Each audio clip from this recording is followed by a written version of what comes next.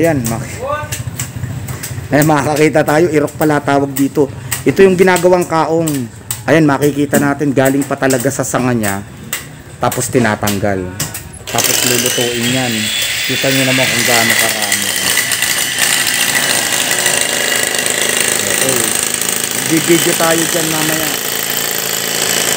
For harvest na yun. Asa'y bulaklak niya. Yan.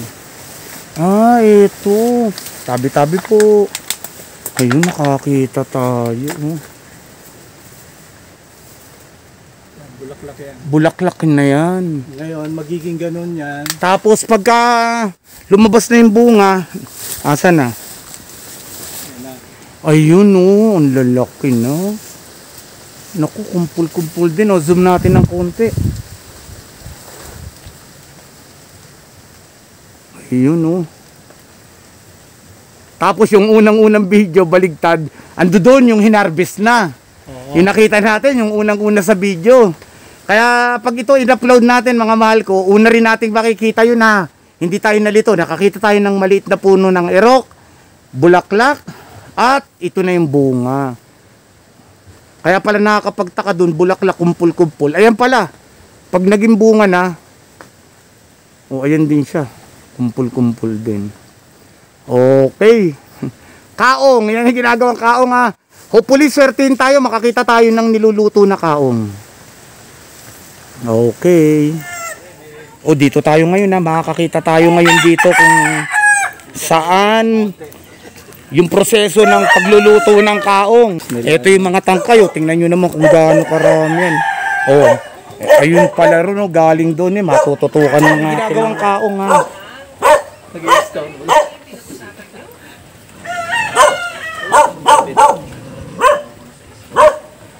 Ayan, halos step by step nakita natin.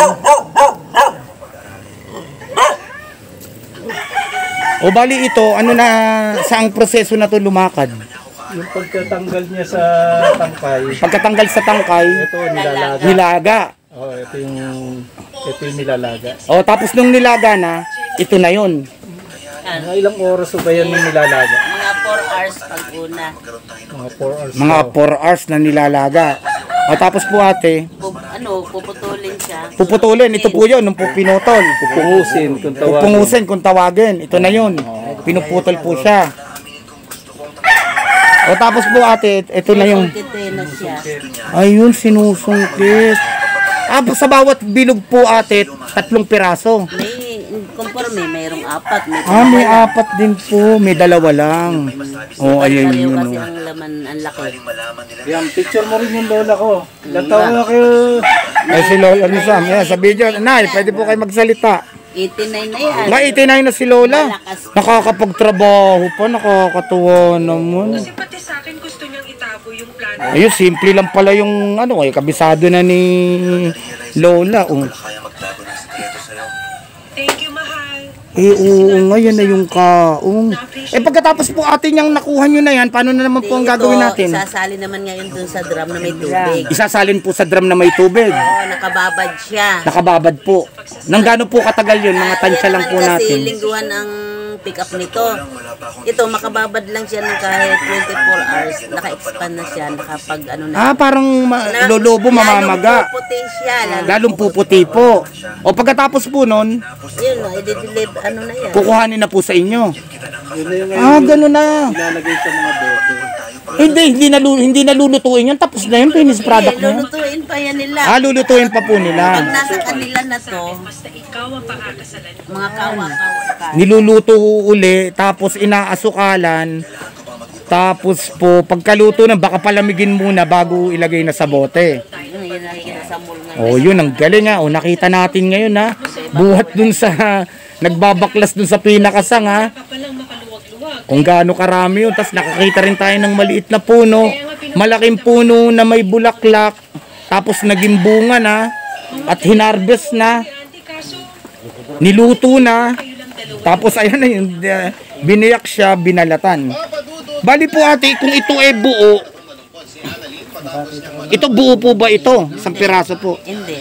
Talagang- kaputol yan, kasi tatapyasan lang yan ng kaunti. Yung ibabaw Kasi pag lang. hinati yan, wala ka nang kasi lumoko. Ay, okay po. Kapraso lang pala. Ilulusot mo yung laman. Ayun o, mailulusot lang yung laman. Ay, nakita natin o. Hati ng hati kasi wala ka nang Hindi pala pwedeng hati. Ito, may mga gamit din sila o. Tsaka ito o. Kapraso lang pala yung tinatanggal halos. Ganito lang. ang pinakabasura niya. Ito yan lang yung pinakabasura. O yan, para lang sa kaalaman natin. O. Tapos yun na nga, yung nakita natin kanina. Ang galing. O yan, ganito naman ang pagtanggal pala sa... Ayun, malapitan kanina. Salamat po sa inyo, ate, kuya, lola. At nakapag-video po tayo.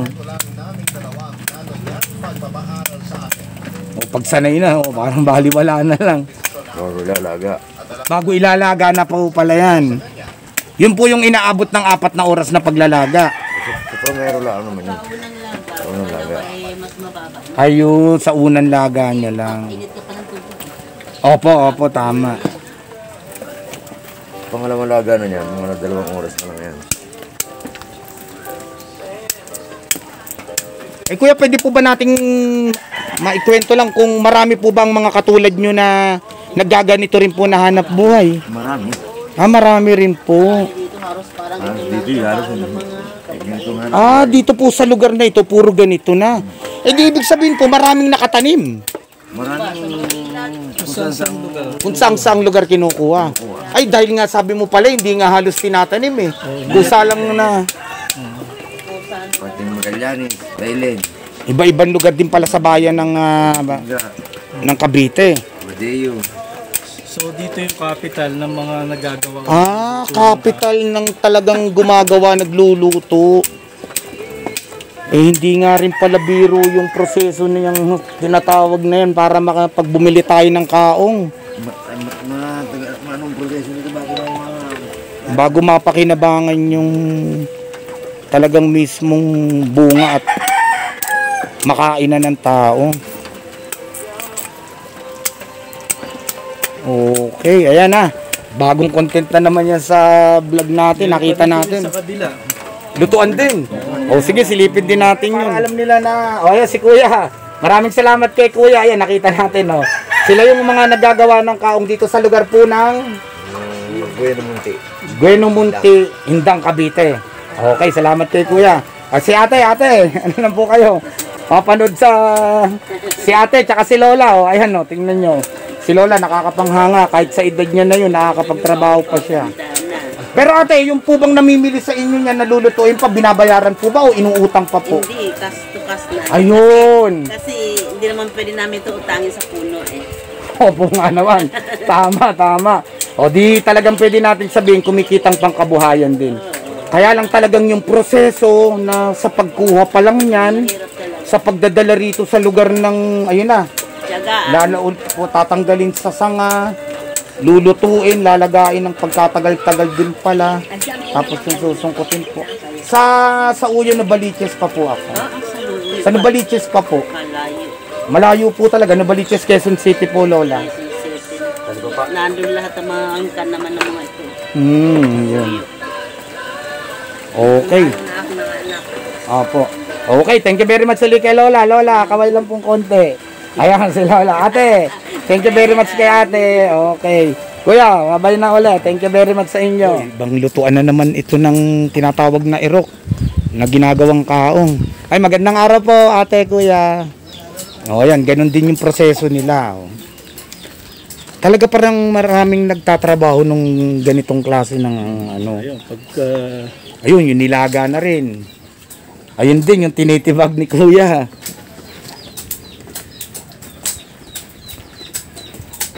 Tay, magandang araw po. Naku, dami rin. Oo. Hindi ka paniwala. Wala ka talagang makikita naman ito sa Maynila.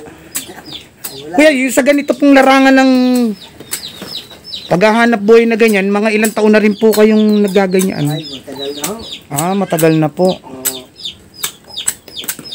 Ako na ho, bilang na taon.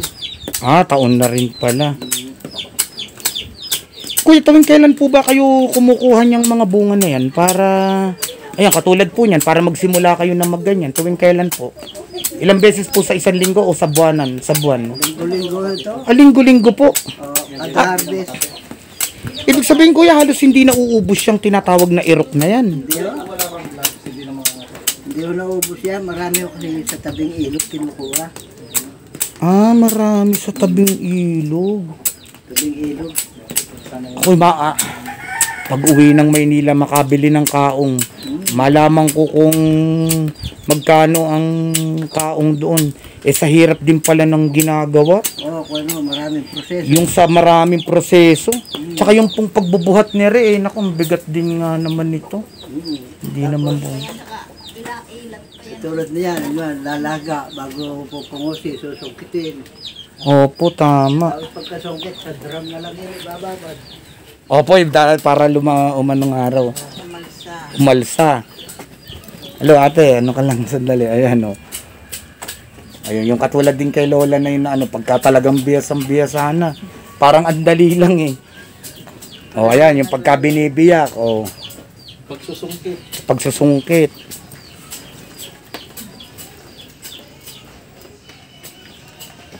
Yun. Marami pala na puro ganyan ng kabuhayan. Ang dami nito. Ayan yung mga natanggalan na Naku po, halos bundok na eh. Tapos pagka natuyo, kung igagato mo dyan. Ayun!